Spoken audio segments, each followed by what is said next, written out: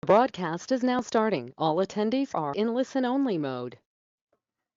Good afternoon and welcome to Reproaction's Act and Learn webinar for the month of January 2022.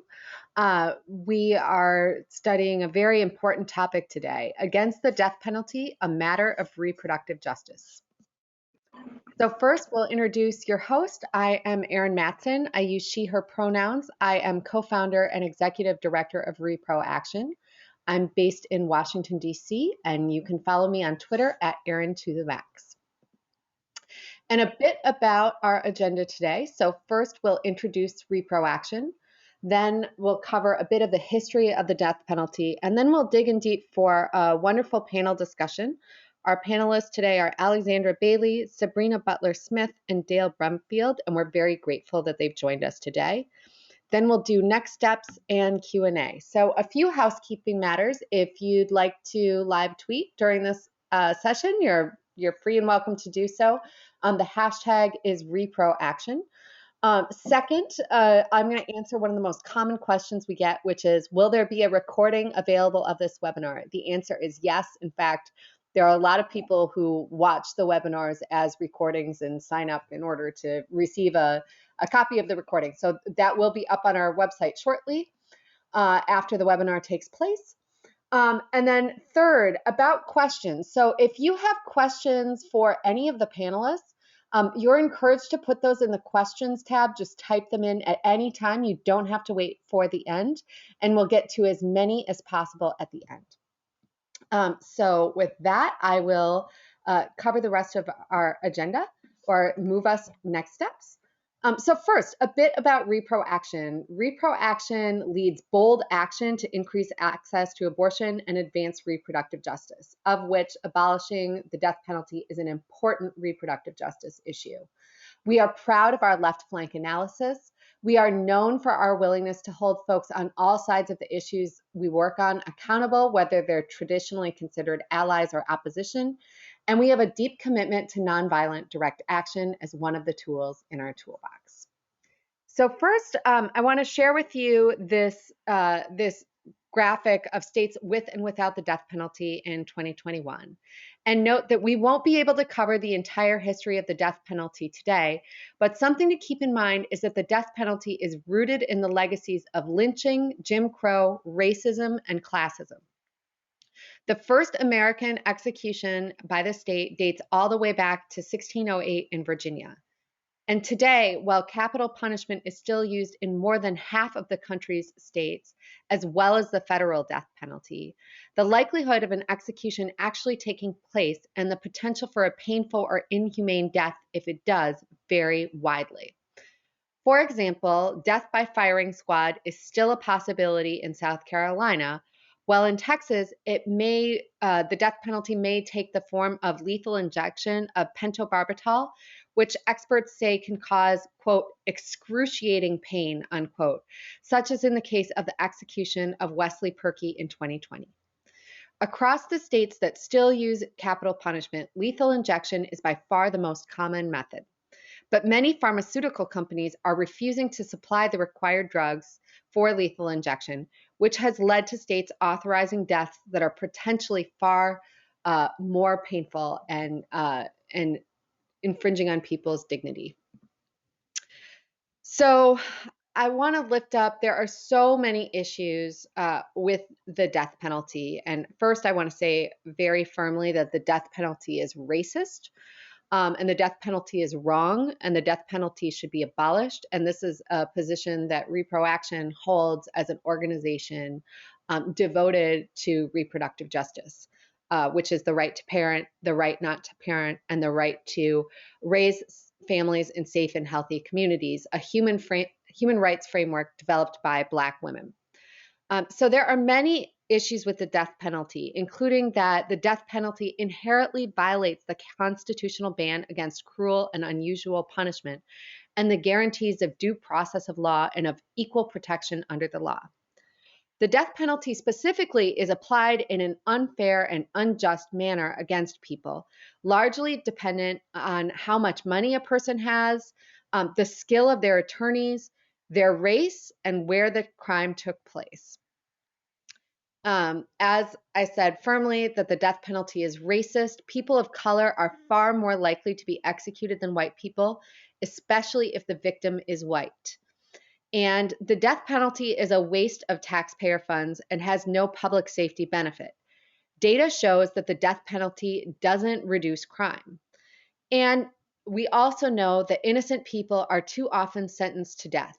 Since 1973, more than 156 people have been released from death rows in 26 states because of their innocence being affirmed by the courts.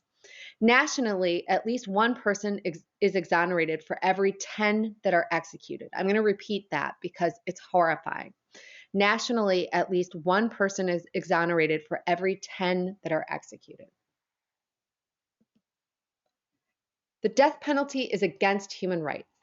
The death penalty breaches human rights, in particular the right to live free from torture or cruel, inhuman, or degrading treatment or punishment. Both rights are protected under the Universal Declaration of Human Rights adopted by the United Nations in 1948. The death penalty wastes limited resources and limited funds that could be used to prevent and solve crime, such as providing education and jobs, are instead spent on executing people or sentencing people to life without parole. One thing I want to underscore, I had mentioned on the previous slide, the reproductive justice framework is a human rights framework developed by Black women in the United States. So it's important to keep in mind that the death penalty violates the right to life and the right to live free from torture or cruel, inhuman, or degrading treatment as protected under the Universal Declaration of Human Rights. And so in both cases, just really rooting in the fact that this is about a human rights violation. Okay, so I do want to address some common misconceptions. One, there is no way to reform the system. The just thing to do is to end the system. So-called reforms in executions and death sentencing merely masks the impermissible randomness of a process that results in an execution. We know that, and so for example, in 2019, the Supreme Court allowed Alabama to execute Dominique Ray, a Muslim man who requested his imam be present during his execution. The state then employed a Christian chaplain and refused to accommodate Ray's request, proceeding with the execution despite the ethical and constitutional clash of the state imposing a religious overseer to a state-imposed death. Further, many of the crimes that were punishable by death penalty now are life without parole sentences. Racial disparities also persist in life without parole sentences, with Black people facing 56% of all life without parole sentences, despite comprising only 13% of the US population in 2016. And last year was the lowest number of executions in US history since 1988, with 11 total executions. The executions happened in 5 states: Texas with 3, Alabama, Mississippi, Oklahoma with 2, and Missouri. And 3 of these were federal executions that took place in quick succession in the final days of Donald Trump's presidency. So with that, I'd like to move over to our panelists. And first, I'm very grateful to introduce Alexandra Bailey, who supports state and local advocates working to challenge the nation's life sentencing laws. Her priorities include supporting efforts to end life without parole, capping maximum penalties at 20 years, promoting second look provisions, and fostering a culture shift that rejects excessive punishments punishments in favor of restorative approaches to public safety. Prior to joining the Sentencing Project, Bailey was a campaign strategist and national organizing specialist for the ACLU and a coordinator for Women's March in Chicago. She has used her organizing skills to win campaigns, including voting rights for unhoused citizens, ending the use of 287G ICE agreements, and the passage of the Equal Rights Amendment in Illinois. Bailey is also an advisory commissioner in Washington, D.C.'s Ward 2. She studied organizing and political change theory at the Harvard Kennedy School of Government under Marshall Gans. And thank you so much for joining us, Alexandra. It's an honor to have you today. It is my pleasure. Thank you so much for thinking of me and of the Sentencing Project. Thank you. Well, let's dive right in. My first question for you. So the United States, regrettably and deplorably, has the highest incarceration rate of any country in the world. We sure do. Yeah, it's disgusting. My understanding, and I know you can tell people much better than me, but my understanding is it's more than 2 million people behind bars in the United States at any given time. What factors are driving mass incarceration in the United States? That is a huge question, and yes, over 2 million people, and we outstrip both China and Russia in terms of carceral rates, which is extraordinary. So over the last quarter century, we've had a profound change, in our criminal justice system. And mass incarceration is the result of a lot of things. I think it's part of a massive historical legacy, which, we can get into. But, we also are seeing more expansive law enforcement efforts, stiffer drug sentencing laws, what I call the felonization of poverty, post-conviction barriers to reentry. And just to give everyone some sort of context, if we were just to look at women and girls, between 1980 and 2009, the number of incarcerated women has increased by more than 700%, rising from a little over 20,000 to over 200,000 in 2019, a 700% jump. I think this really suggests what I would call an addiction to incarceration, a system that is hell-bent on punishment as opposed to restoration, and that is really not looking objectively at the link between incarceration and public safety. There's all sorts of arguments about causation that are just simply not true. And this system has become so expansive that, as Toni Morrison would say, it's having as much of a deleterious effect on the white community now as it is for the African American community. Everybody is starting to get caught in this net. Going back to the example of women, we've seen an increase of 41% of white female incarceration. Rising to what has been a strong and lasting trend with regard to women incarcerated who are Black, brown, and Indigenous.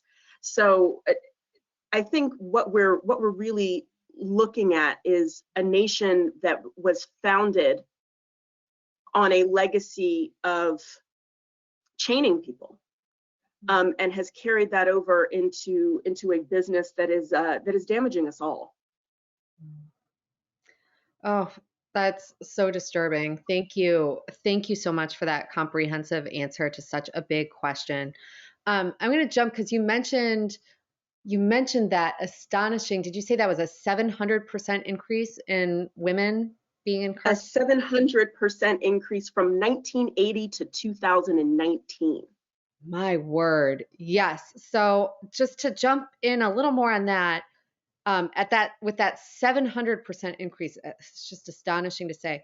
Women are the fastest growing segment of the incarcerated population, and the rate of women serving life sentences has grown twice as quickly as the rate of men. Could you talk about what's driving that particular increase? I mean, there's obviously state variation, right? But at a national level, 61 out of every 100,000 women were in prison in 2019. So the state with the highest rate of female imprisonment is Idaho. And the state with the lowest incarceration rate of females is Massachusetts. I think we're seeing a whole host of things. In addition to racial bias, we're also seeing gender bias. We're seeing a lot of post-conviction barriers to reentry that uniquely affect women. And what we're often seeing is a lot of crimes of poverty. I'm a survivor of domestic violence, and I can't even begin to tell you how many stories I hear of women who have found themselves in situations that have ended them up in life without parole.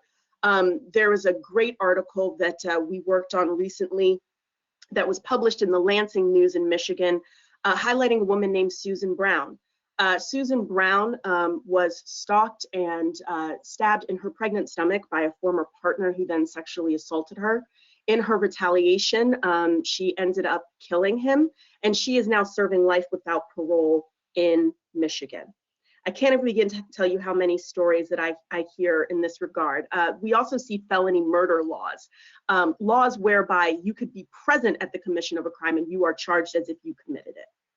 And then in addition to that, poverty affects women and particularly women of color in a very specific way.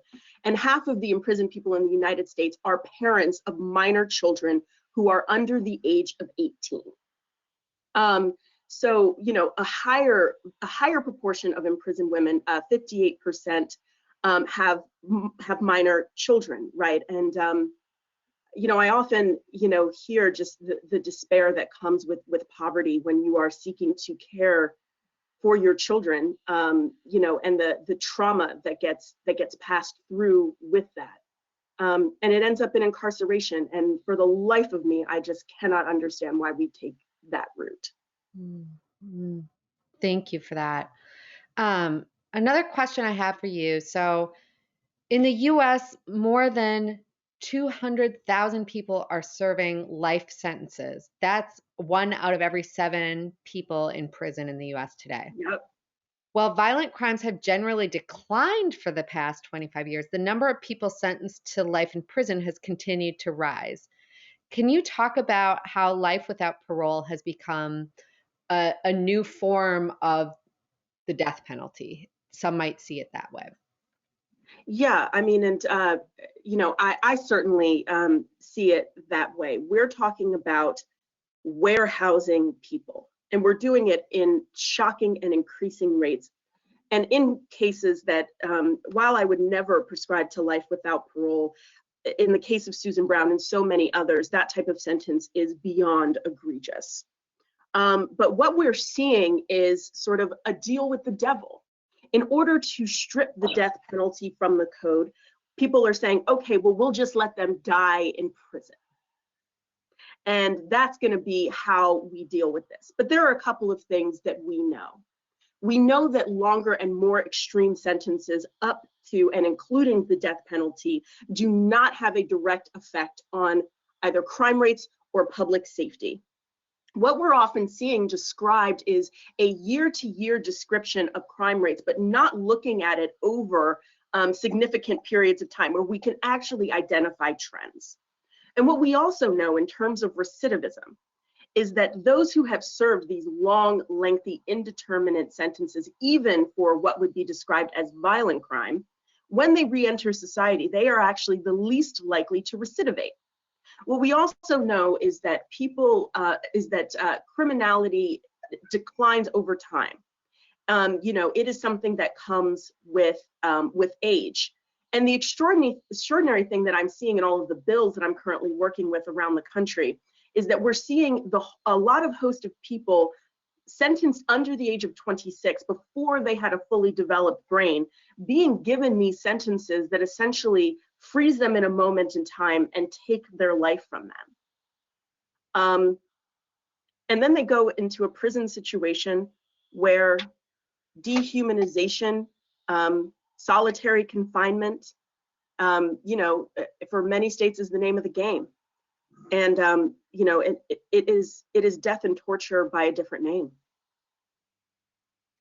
Thank you so much for that, Alexandra. And I want to lift up that Reproaction is really fortunate and honored to have Cherise Scott, who's the founder and CEO of Sister Reach, on our advisory council. And just thinking of, you referenced people who are young being put in these horrible sentences, and you'd also referenced cases of people who'd been women who had been in violent situations. And Cherise worked tirelessly to draw attention to the Cyntoia Brown case before she was ultimately released. And so I really appreciate everything that you've brought here today. Thank you so much, Alexandra. Is there anything else you'd like to add before I move to our next panelist? Yes, I would encourage everybody to follow the Sentencing Project on Twitter and social media. You can find us online as well. We have a raft of research to support all of the positions that I share here today. So if you're looking to inform yourself, to make these arguments to people you know, or take your organization forward, in this vein, please feel free to reach out to me at abailey@sentencingproject.org. You can also find me on Twitter at @AlexFor2FO8. And I am just really thankful to be here to shed light on what is, I think, one of the great shames of our nation. So thank you so much for your time. Thank you, and agreed. So I'm also honored to introduce our next panelist, Sabrina's Butler-Smith, who uses she, her pronouns. And Sabrina was a Mississippi teenager when she became a victim of wrongful conviction due to false or misleading forensic evidence and prosecutorial misconduct. She endured 6.5 years in prison, 2 years and 9 months of which were on death row. She has since been exonerated of all wrongdoing. She is one of only 2 women in the United States exonerated from death row. Sabrina now lives in Memphis, is blessed with 3 thriving children, and previously served on the board of Witness to Innocence. She speaks as often as she can to the public and media about her heartbreaking and moving story, and also works with state governments to hopefully change legislation regarding the death penalty. Sabrina, thank you so much for joining us today. Thank you so much for having me. Thank you. So my first question for you is, your story illuminates so many issues with our criminal punishment system. Could you share what you'd like to share from your story, and also talk about what the interrogation process was like for you? Yes. Well, I was only 17 when this happened to me, and I lived in a small town, Columbus, Mississippi, and my interrogation process was horrible because like I said, I was only 17. I did not have my parents or anything there to, tell me what to do or what to say, just in other words, to tell me what to do. And they took advantage of that. This interrogation lasted for like 4.5 hours, and they were screaming and yelling and telling me exactly, what I did, what they say I did, and I was constantly telling them that I didn't commit any crimes. I didn't do anything. But after being in interrogation so long, I was scared. I just signed what they told me to sign, not knowing, my rights. Really didn't understand any of that because I was just a child, and they took advantage of that. Mm, mm, mm. Thank you for sharing that. And that's horrifying that happened. Could you talk about the role that racial bias and discrimination play in sentencing? Well, race played a huge role in my case because I had an all-white jury. The district attorney intentionally struck the black jurors because he wanted to get as many white people on my jury pool as possible that would vote for the death penalty. And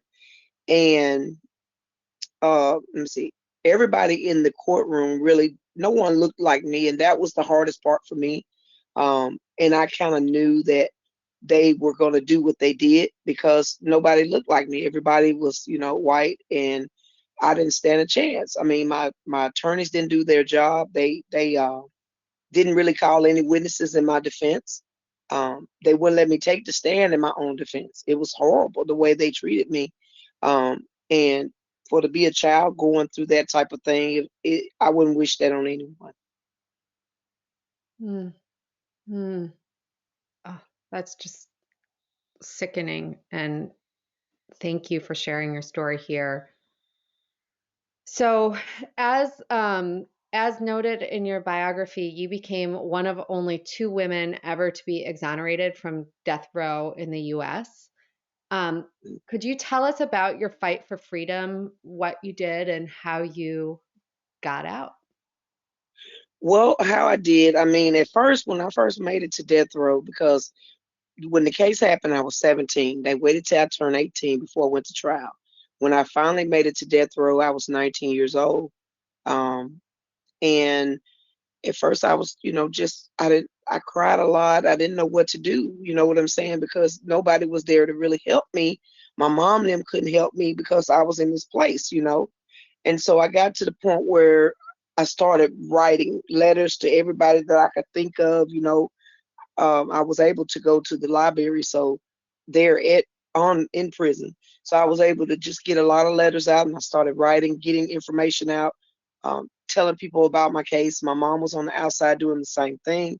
Then I ended up with two sets of attorneys who looked at my case, and they knew that I didn't do anything wrong, so they was willing to help. They found out that my child had kidney problems, heart problems, and chronic bowel syndrome. It was nothing that I did to cause his death, nothing at all. Today, I have a 19-year-old daughter that has the same disease he had.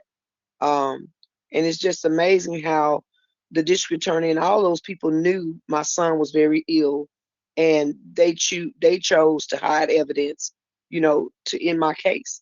It made me the first woman to be exonerated. I'm actually the first woman to be exonerated in the United States. It's two of us now, but I was the first one for a long time. And I generally, I just know that those women on the inside, if you don't have any help in there, you don't. You don't have anybody to fight for you. This is the type of stuff that happened to me will happen to you. It just it's bad that the system is killing its own people. Mm-hmm. Thank you. Thank you for sharing that. Is there anything else that you'd like to share at this point to share with our listeners? Well, I just want to know that and let everybody know that, when you see a problem, don't just, we're talking about it. We need to do something. Like, go to our legislators, let them know, see who we're putting in office. This is the most important thing, because what they're doing inside these prisons is not right. There's not health care. There's nothing inside the prison that I think that's right. It's inhumane. It's a lot of prisons like that. Mississippi's prisons are horrible.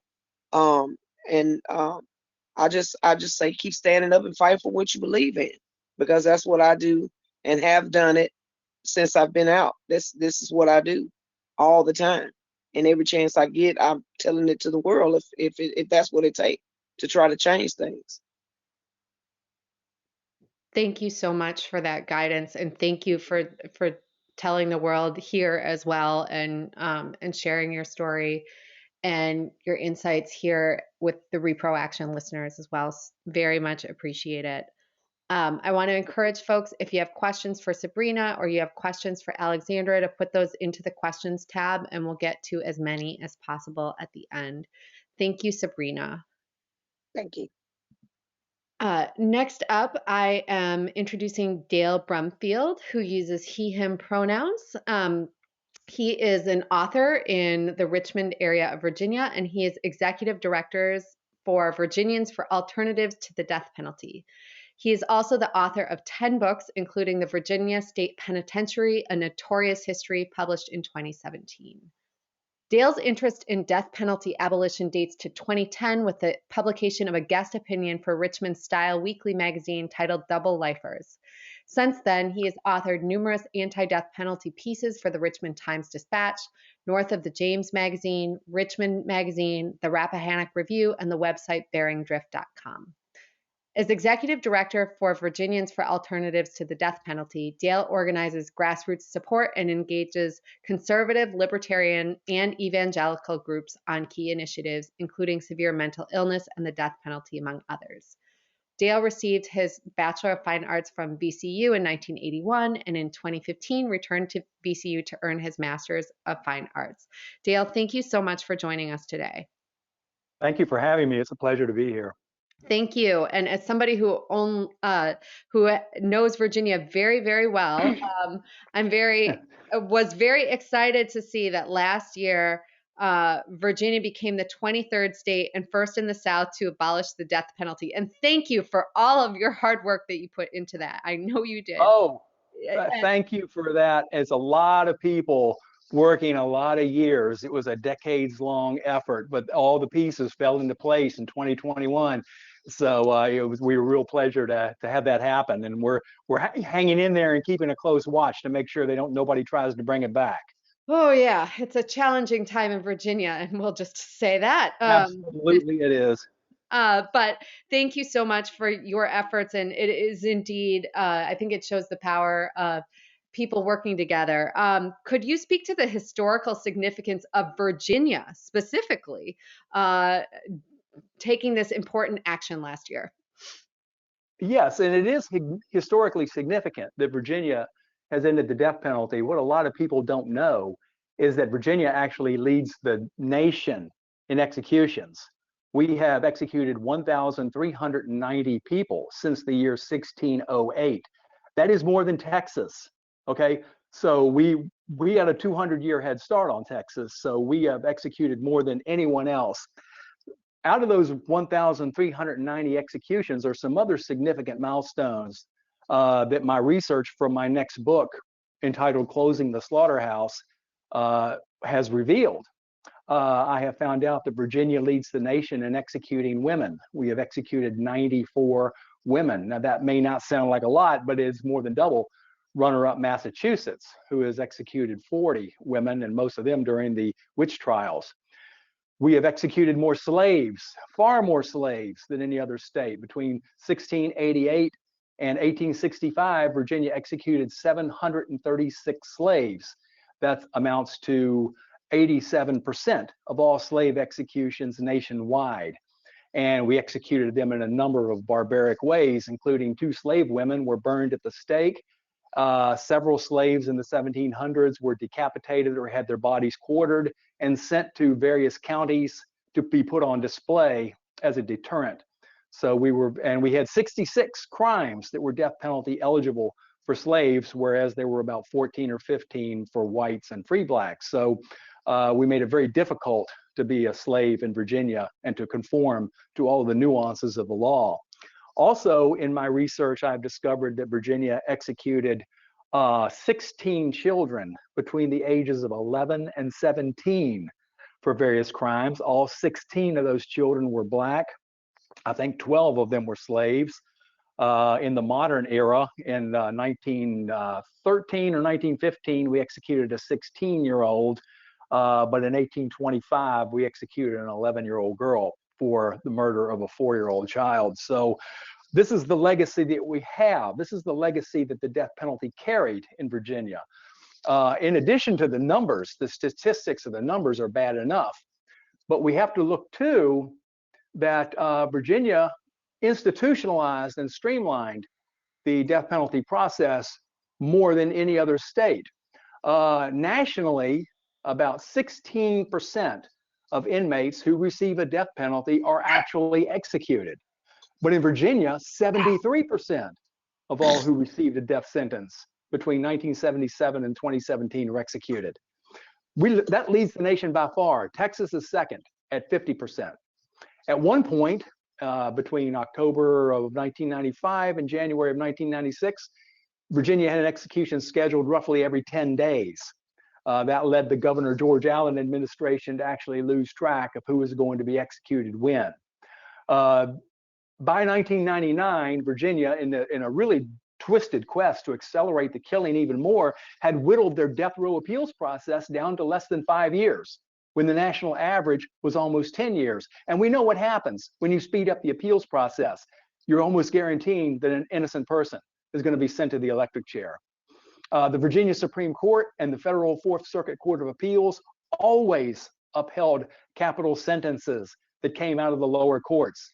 So when a lower court in Virginia would sentence someone to death, the Attorney General's office would go ahead and schedule an execution date, knowing that the Fourth Circuit Court of Appeals and the Virginia Supreme Court were going to deny a hearing in the appeals process. So it was working, like Mark Earley said when he was Attorney General. He said it's a well-oiled machine. They had streamlined and fixed the death penalty to work better than any other state. That's what led to our numbers going up as high as they did. So by Virginia eliminating the death penalty, it was like a window cracked open in 2021.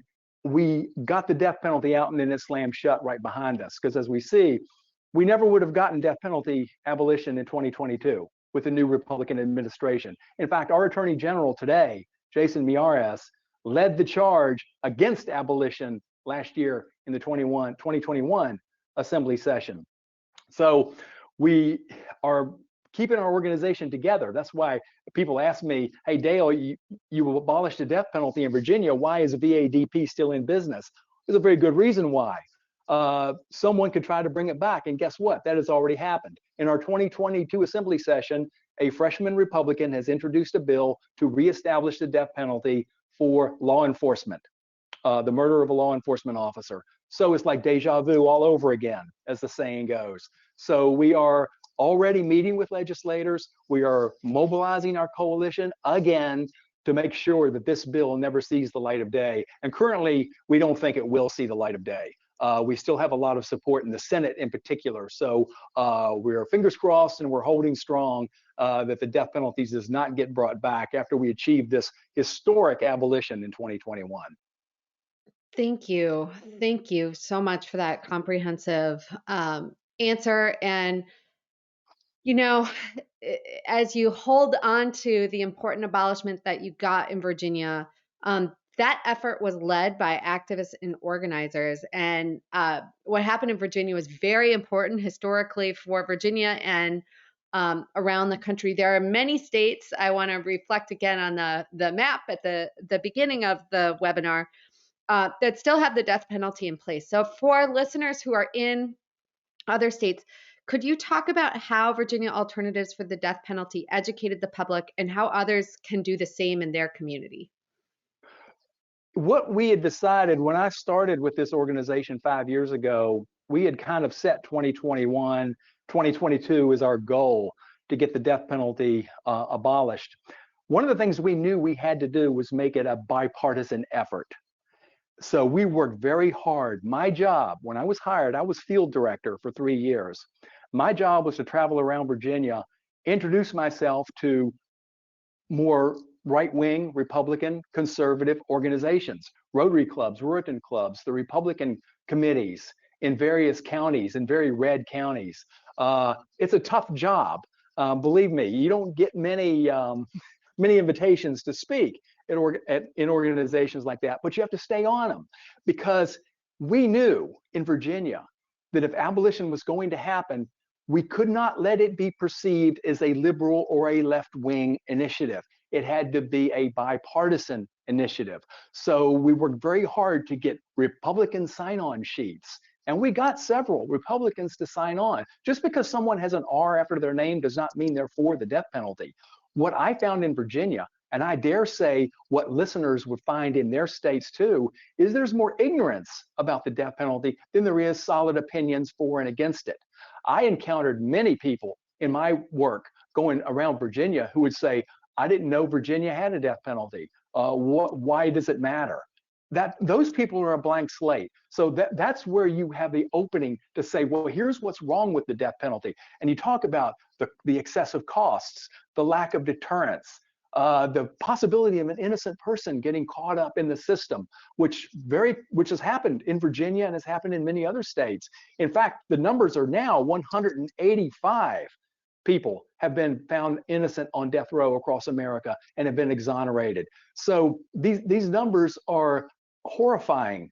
So we have to remind people of these tangible costs of the death penalty, not focus on the morality. Okay, I never talked about focused on the morality.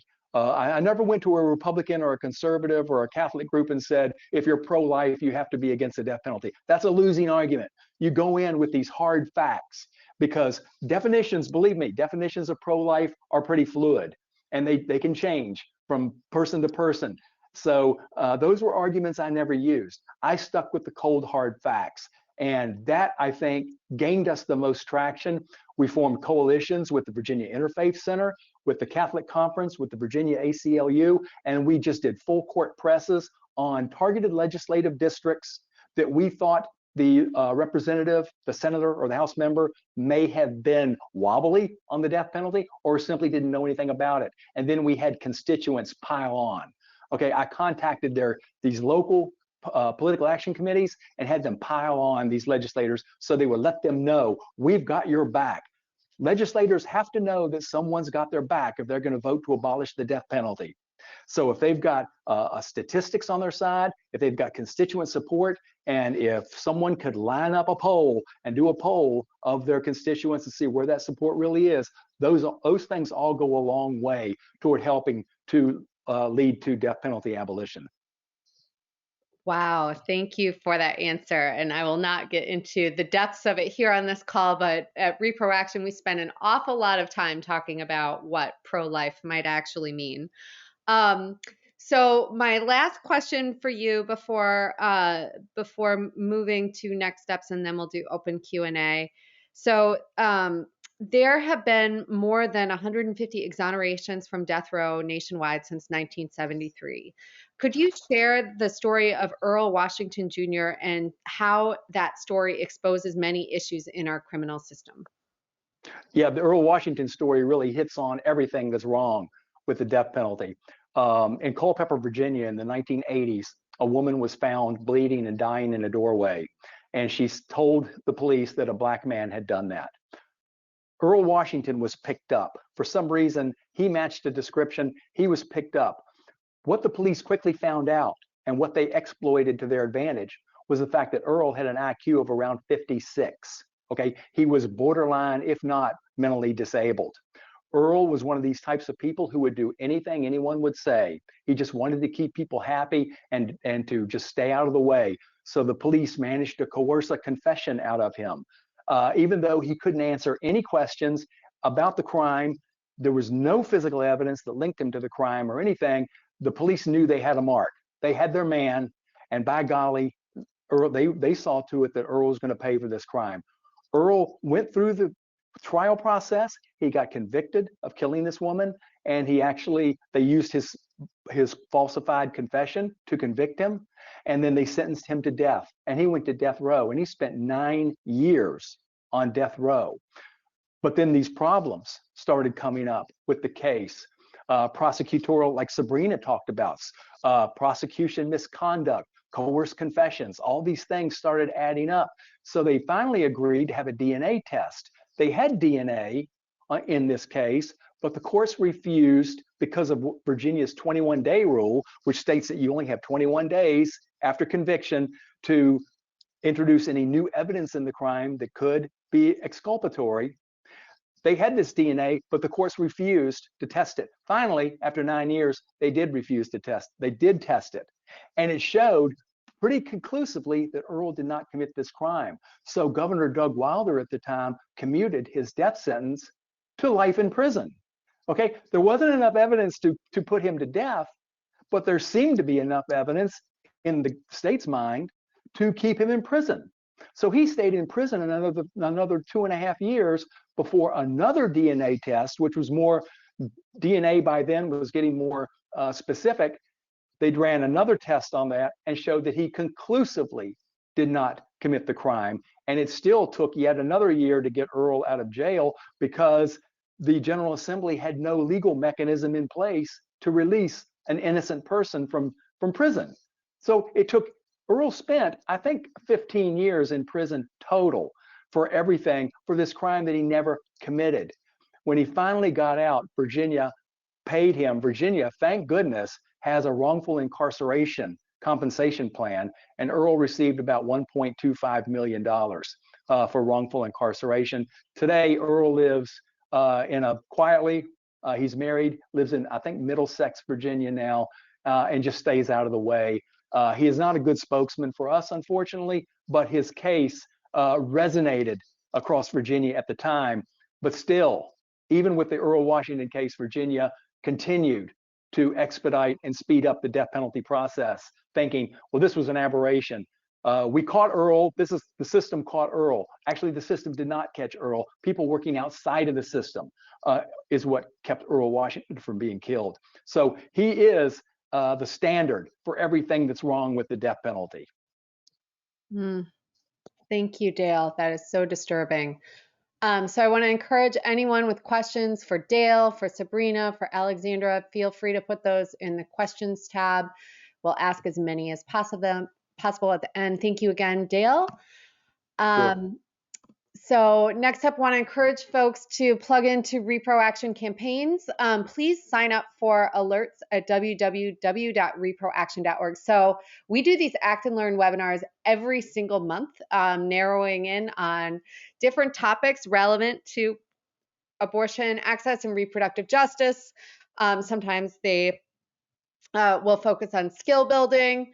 And they're just a great way to learn from other thought leaders in the community. So if you sign up for email alerts at reproaction.org, you will never miss an invite. You will always be invited. So please sign up for those alerts. And you can follow us on social media. We are Reproaction on Facebook, Twitter, and Instagram. Want to encourage you to save the date for our next webinar, which will be Friday, February 18th at 11:30 Eastern, 11:30 in the morning, to be clear. And the topic will be abortion, agency, and medical self-advocacy. So now we're going to move to Q&A, and I'll give a moment for questions to come in. First, just hearing Earl Washington's story from Dale, I have a question for Sabrina. Did the state offer you any sort of compensation for the violation of your rights that you endured for so long? And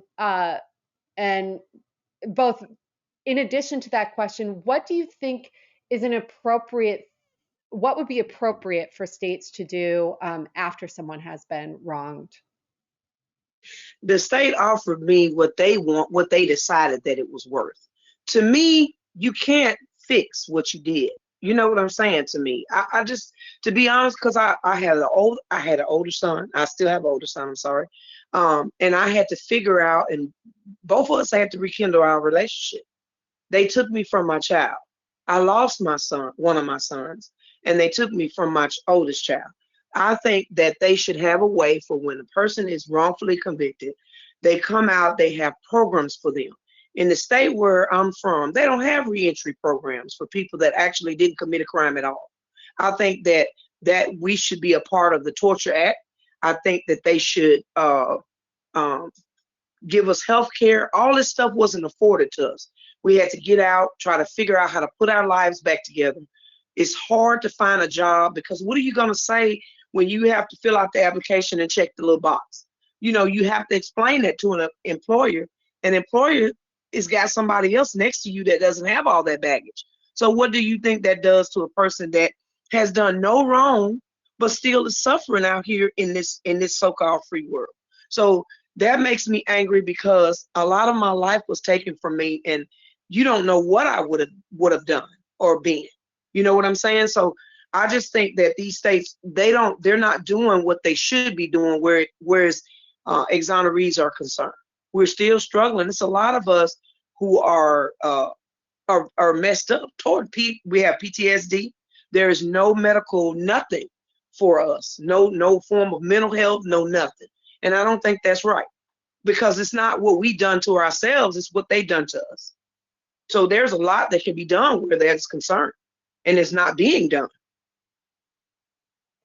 Thank you so much for illuminating that. And it's really important, tying back to your earlier point about being very aware of public officials, and that's something tangible that listeners on this call can speak to and work for it. Are there things other panelists would like to add at this point in the conversation? One thing I did want to bring up, there was a case of Michael Graham, who was a Virginia man. He went to Louisiana to look for work, and he got arrested and wrongfully charged and convicted and sentenced to death for the murder of an elderly couple. Now, Michael Graham was in prison in Louisiana for 18 years on death row.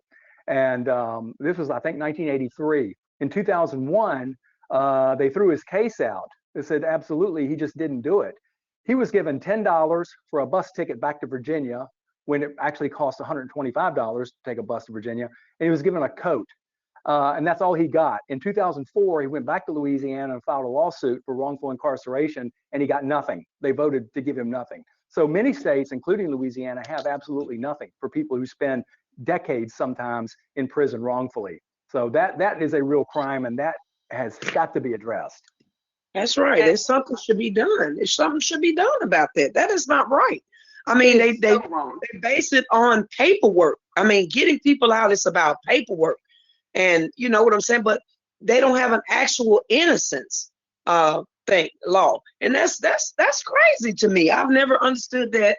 But you can lock up all these people, but when it comes to finding out that they're innocent, nobody wants to do anything about it, and it doesn't make sense to me. It really doesn't. Yeah, in Virginia, we call it finality over fact. We're more interested in being final than we are in being factual. Right. I mean, I literally donate on a regular basis with the campaign we're running in Michigan. You know, the Exoneree Network is working so actively with us on second look legislation. And I watch them, to your point, just struggle, just to survive, having spent, you know, in some cases, 20, 30 years of their life being taken away. I mean, and also what you see is the struggle of people coming back to society where smartphones, all of this technology that now exists didn't exist when they were wrongfully put in. Right. And that stuff is hard because, you know, you be like, man, what am I going to do? Me, I don't trust people. I've been out a while, but my PTS is a little hard for me. You know what I'm saying? I can do speaking events and all that stuff, but I still have trust issues. And it's hard for me. I'm older now. So it's hard for me to do the job that I would have been able to do or retire the way I should be retired or getting close to retiring that was taken. So I'm just saying, I just think that it should be a better way that they should do when they make this mistake like this. I think it should be done correctly. And it's not being done that way. It is appalling. And a lot of exonerees are suffering and struggling. Some have killed themselves due to the fact that they can't get back into society right. I know a couple so far that have already done that. And so many people go back into prison because of post-conviction barriers to reentry, whether they're rightfully or wrong, whether their conviction stands or whether they were wrongfully convicted or whatever the case might be. We continue to punish people and it's wrong, and it leads to our recidivism rates. And we see people who would come back and be productive, once again churned back into this system. Right. Mm-hmm. Thank you so much. That was a really powerful, and I purposefully sat back and let you all converse directly with one another because it was so powerful. I want to lift up that we do have a comment, and it's not a question, but it's a thank you to Alexandra for covering both the death penalty and life without parole sentences. And I'm going to just take that as an invitation, Alexandra. Do you think that people understand at a societal level that life without parole is understood correctly? What should people understand about it? I mean, life without parole is not understood correctly at all. And I'll give you the easiest example. The most Googled question about life without parole is, how many years is life without parole? True story, right? So the understanding of what it means to die in prison, I'm in conversations with a wonderful man from Virginia. He served 47 years in prison. 47 years. I want you to think of yourself right now and project yourself 47 years into the future. If nature wouldn't take you by that point. I've watched people get degrees. There's a man that we work with in Michigan who's the head of the National Lifers Association named Jamie Mead. He's finishing a master's degree at the Chicago Theological Seminary right now. 30 years in prison, convicted under a felony murder law, right? So what we're seeing is the warehousing and throwing away of people, and we design it so that we will forget people. Speaking to Virginia, the case of Taekwon Lee, 600 days in solitary confinement for untreated schizophrenia. Serving life without parole for being convicted at the age of 18 for robbery. Virginia has over 200 mandatory minimums. Mandatory minimums, served to this to a shocking extent. Jamie Mead's sentencing judge has come out and publicly said she would never have sentenced him to life without parole if she wasn't required to. but also we put it there as a threat to force people into settlement, to force people to give away their life and spend it behind bars so that they don't receive the death penalty. You know, like I said at the very beginning, this is a deal with the devil, and it is not understood. You know, that speaking to so many people who spent 40, 50 years in prison, who, you know, Susan Brown, who I mentioned before, who's a domestic violence victim, you know, the child that was in her stomach survived, and she didn't get to hold that baby. You take everything from people with life without parole, and actually it's more torturous in a specific kind of way, because you get to watch things go by and know that you never have a chance to redeem yourself. You never have a second shot. It's unconscionable. Yeah, it is. Life without parole, you might as well be on death row because it's torture. I mean, you're there to contemplate with only yourself. And I mean, with death row, you know your sentencing date, you know when you're gonna die, and that is even horrible. But you know, the way they do this, I don't understand that. You know, they're trying to get drugs to kill people and back doors and stealing the medicine. Oh, hey man, give me the shot so I can go over and kill these people, like they did in Arkansas. 12 or 13 people on death row they killed. They was trying to get the medicine for. I'm not. Don't correct me if I'm wrong. Somebody knows, but it's like 11, 13 people they killed. You know, just before the drugs expired, and that just, to me, I was just shocked. I mean, they was in a rush to kill, and I think you're right when it comes to life sentences. If we get rid of the death penalty, they're gonna turn it around. They're gonna do life sentences the same way and just try to incarcerate a bunch of people like they already doing. I mean, I have stood on the floor of Southern legislatures while they fiercely debate whether they want to execute people by firing squad or electric chair. You know, and then, you know, you go to visit people who are serving, you know, life without parole, and you know, they just say, you know, they just gave me the slow death penalty. That's it. That's it. But how are they any better? That's what I don't understand. These people on the legislative floor, you're willing to do this to people. How are you any better than the ones that you're condemning to die in life sentence? How are you any better? You're doing the same thing. You're pretty much doing the same thing. So I don't know. Help me understand. Make it make sense, because it doesn't make sense to me. I always maintain that the death penalty and life without parole were both death sentences. One just took decades instead of a moment. So life without parole is what tripped up our Republican support in the Senate last year. We lost it because the Republicans were scared that life without parole didn't really mean life without parole, and they weren't willing to abolish the death penalty if there was a chance that a lifer would get out. So it's a shame too, because I'd like to see any one of them spend a week in a maximum security prison and come back and tell me that life without parole was being soft on crime. Yeah, send them to Red Onion and see how well they do. Yeah, or Wallens Ridge, or any one of those awful places. Tell me how you like it. I mean, it's not only is it shocking, like Taekwon Lee was held in Red Onion, which is a super max in Virginia. They held him in solitary confinement with untreated schizophrenia. He was nonverbal when he came out. Tell me that isn't a slow death penalty. This has been such a disturbing and illuminating discussion, and I really want to deeply thank our three panelists, Alexandra Bailey, Sabrina Butler-Smith, and Dale Brumfield. And thank you so much for sharing your time, your expertise, your experiences, and your insights. And I want to encourage everyone on this webinar to take action, to heed the call of our panelists to engage. And this is especially important. I know we have a national audience, to do so with your state legislators and make sure that they know that you're watching and you demand change. So again, thank you to all of our panelists. We will get this recording up quickly, and look forward to the next webinar next month. Thank you again. Goodbye. Thank you so much. Thank you so much for having me.